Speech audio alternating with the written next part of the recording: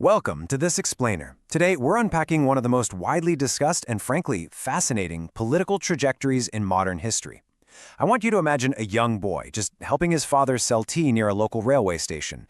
No political background, no wealthy family, absolutely no powerful connections. Yet, we're looking at a journey that spans decades, tracing a path from that small, dusty railway town all the way to the highest political office in India. It's the story of a massive transformation, and really not just of a single individual, but of the political landscape of an entire nation. So over the next few minutes, we're going to explore the milestones, the behind-the-scenes strategies, and the on-the-ground policy impacts that define the journey of Narendra Damodar Das Modi. Okay, let's dive right into this. Consider this striking contrast for a second. On one hand, you have a modest family home measuring roughly 40 by 12 feet in the quiet town of Vadnagar. On the other hand, you have the sheer responsibility of leading a nation of over 1.4 billion people. Narendra Modi was born into a family of very modest means. And to really understand how someone bridges that monumental gap between those two realities, we have to look closely at the foundational years that shaped his worldview and his entire approach to public service. Tracing his early years, we start in 1950. Actually, a little fun fact here, he is the very first prime minister to be born in an independent India. Growing up, he balanced his school studies with helping his father run a tea stall near the local railway station. And this wasn't just a childhood chore, it was basically a daily masterclass in human interaction. Serving tea to travelers from all walks of life gave him a very early, very direct understanding of the everyday struggles faced by regular citizens. By 1971, this drive to connect with the community led him to formally join the Rashtriya Swayamsevak Sangh, or RSS, which is an organization that would profoundly shape his discipline and organizational skills going forward. But before diving fully into all that organizational work, he actually took a pretty different path. At the age of 17, he left his hometown to travel extensively across the massive landscape of India. For 2 whole years, he moved across the country, just exploring its vast and incredibly diverse cultures. This period of exploration broadened his worldview significantly. When he finally returned, he got a clear focus. He moved to Ahmedabad and eventually became a full-time worker known as a pracharak for the RSS. His daily routine was grueling. We're talking starting at 5 a.m. and ending late at night, establishing a pattern of rigorous discipline that, honestly, still defines his schedule to this day. So how does this build into his formal political career? Well, in 1987, a new chapter kicked off when he joined the Bharatiya Janata Party, the BJP. What's super fascinating here is that he didn't immediately step into the public spotlight. Not at all. Instead, he worked tirelessly behind the scenes. His rise was incredibly rapid. He was appointed General Secretary of the Gujarat BJP in 1988, and by 1995, he was the National Secretary of the party.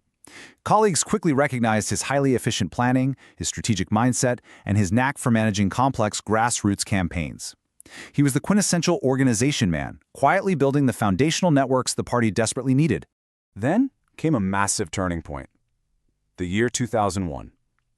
Up until this exact moment, his expertise was almost entirely in organizational politics. But a single phone call from then Prime Minister Atal Bihari Vajpayee changed everything. He was asked to take over as the Chief Minister of Gujarat. With literally zero prior experience in executive administration, he had to learn the ropes of governance on the job, shifting completely from political organizing to the highly complex realm of state administration, and during a really challenging period for the state, too. During his 4 consecutive terms as chief minister, a distinct framework emerged that became widely debated and recognized globally as the Gujarat model. His administration focused heavily on major investments in physical infrastructure, think roads and electricity, alongside massive industrial expansion. He really pushed for administrative efficiency, introducing initiatives in agriculture, water conservation, and notably e-governance. Supporters of this model point to this specific period as a shining example of development-focused, proactive governance that prioritized rapid economic growth and streamlined administration. And that reputation for governance? It became the absolute bedrock of his national campaign. Just listen to this quote from 2014. "The country has huge potential. If all countrymen take one step, the nation can move forward by 125 core steps." This perfectly captures the momentum and the core message of his national electoral bid. The entire campaign was built heavily around the promise of development, good governance, and unleashing the economic potential of the country by framing national progress as a collective, unified effort. And that message resonated powerfully across the country. In 2014, he was sworn in as the 14th Prime Minister of India. Now, this was a monumental shift in Indian politics. For the first time in decades, a single party achieved a clear parliamentary majority, effectively ending a long era of fragile coalition governments. It was a historic mandate, and it gave his administration the legislative power they needed to introduce sweeping structural reforms at a national level.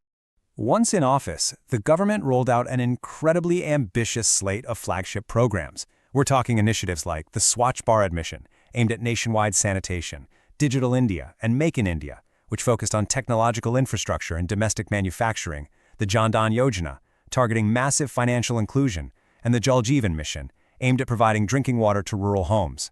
These weren't just minor policy tweaks, folks. These were massive, structural programs designed to simultaneously touch the lives of hundreds of millions of citizens. Now, what's really interesting about this is how these massive policies actually translate into real-world impact.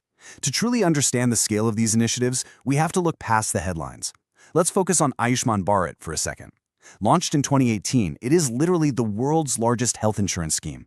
The goal? To provide financial protection for secondary and tertiary hospitalization to roughly 100 million disadvantaged families. That is about 500 million beneficiaries.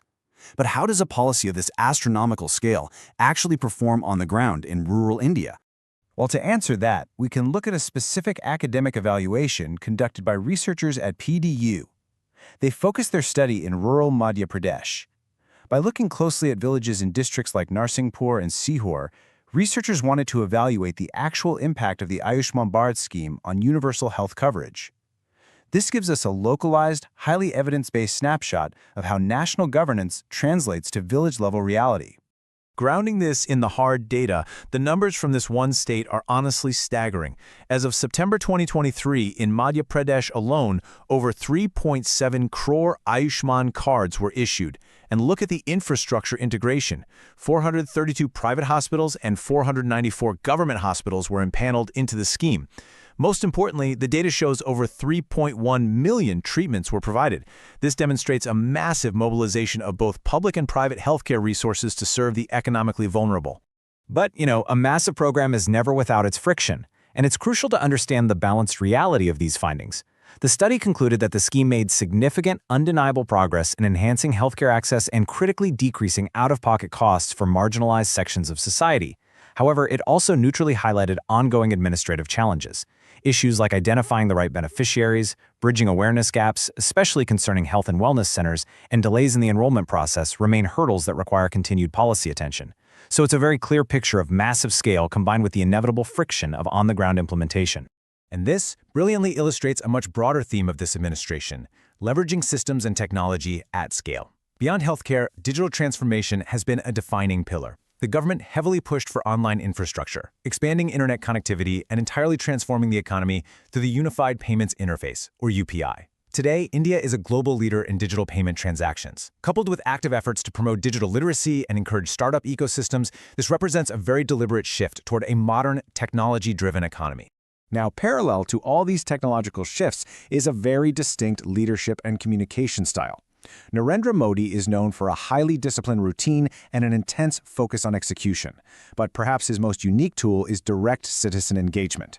Through his radio program Mann Ki Baat, he regularly bypasses traditional media to speak directly to the public. This approach builds a strong sense of accessibility and shared national purpose, creating a direct line between the highest office and the everyday citizen. So what's the political result of all this? This combination of structural reform, technological push, and direct communication has resulted in sustained electoral success. After his initial victory in 2014, he secured a second mandate in 2019, and then in 2024, he was sworn in for a third consecutive term. This is a remarkably rare feat in Indian democratic history, previously achieved only by India's first Prime Minister, Jawaharlal Nehru. It reflects a sustained public trust and a profound, lasting impact on the national political narrative. But we can't just talk about domestic policy, because this journey isn't only about what happens inside India's borders. Under his leadership, India's posture on the global stage has evolved significantly. His administration has actively worked to elevate India's international image by strengthening strategic partnerships and enhancing global trade relations. Whether it's leading complex discussions on climate change and green energy, or actively engaging the massive Indian diaspora around the world, the goal has been to firmly position India as a confident, self-reliant global power for the 21st century. Which brings us to a final thought I want to leave you with today. We've traced a path from a railway tea stall in Vadnagar to the absolute heights of global diplomacy. We've seen how decades spent in grassroots organization and state administration shaped massive national policies like digital infrastructure and universal healthcare. So here's the question. How does this highly disciplined, decades-long journey of grassroots organization continue to shape India's massive trajectory on the global stage today?